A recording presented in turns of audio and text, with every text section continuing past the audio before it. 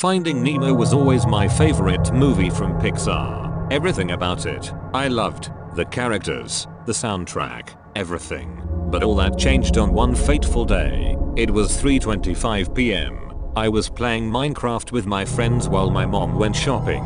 A few seconds later, I heard a ring at the doorbell. I looked through the peephole on the door, but nobody was there, so I opened it. I saw a package on the welcome mat. I brought it in and opened it. To my surprise, it was a Finding Nemo DVD. Not just any Finding Nemo DVD, but the 2003 2-disc collector's edition. I thought I already owned this DVD, but I saw something was off. The title on the front was covered in red marker, and I felt suspicious about this DVD. I looked on the back cover. The THX logo on the back cover was also written in red marker. I decided to watch it to find any differences this DVD could have contained. I went to my computer and told my friends I had to leave for something. I opened the DVD player on my computer and put disc 1 in. The FBI warnings came up like normal, but the menu screen was different. The music was kind of distorted, and Marlin and Dory didn't speak like they would in the menu. I took notice of that difference, but just shrugged it off.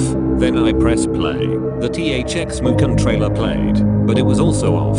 The THX logo appeared in a dark background. There was 10 seconds of silence until the THX mascot, Tex, dropped down so fast I almost fell off my chair. He looked at the camera and pulled out the moo can, but it was red and the cow that was labeled on the can was dead. Tex gave the moo can a small shake, but there was no moo sound. He pressed the button on his chest, activating the jetpack on his back, and flew to the X and took out the cord like normal. He plugged it in the moo can and gave it a small shake again.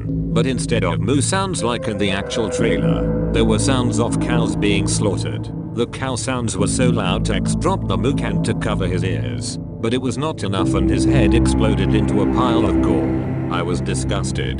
Then it faded into a black screen with a text saying the best sound, the best picture. You're watching a THX certified feature, but the text was red. I was shocked from what I saw. The Walt Disney intro played. The music was still distorted. Then it faded into the Pixar intro. But when the lamp jumped on the letter I, it exploded into blood. The lamp looked at the camera with its red light. It faded into black, and the movie started. The first part played like normal, until the part where Marlin was knocked out by the barracuda. I could hear it chewing. I heard it chewing on Coral and all the rest of Marlin's family. I cringed at hearing this, also feeling a little heartbroken. The rest played normally. Nemo grew up, he went to school, and got captured at the drop-off. Marlin would still go out for Nemo, meeting Dory and then Bruce. The meeting went like normal, until Marlin and Dory went to the mask that was dropped from the boat. When Bruce went mad after smelling Dory's blood, he chased the fish throughout the submarine. They got outside the sub while trying to read the mask's address before Bruce broke out from the hatch that the fish escaped from. Before Marlin and Dory could hide in the spot where the missile was, they were eaten. I saw Marlin and Dory's flesh being torn apart as they were swallowed by Bruce. I flinched in shock of seeing that. I felt scared. It faded to the fish tank in the dentist's office at night. I was wondering why they skipped a few scenes, but shrugged it off again. The volcano's red light glowed across the room. It cast a Nemo swimming to the top of the volcano nervously, but the fish weren't chanting. I could only hear the ambient bubbles from the volcano. Nemo was right on top of the volcano. He gulped. It cast to Jakes, the cleaner shrimp, turning the wheel on the volcano. Instead of bubbles coming out, it was fire, even though it was in water. Nemo screamed as he was being burned slowly. His burnt corpse dropped dead to the ground. I stared in shock at his dead body. It stayed there for 10 seconds before cutting to black. The credits rolled. Beyond the Sea was playing slow and distorted.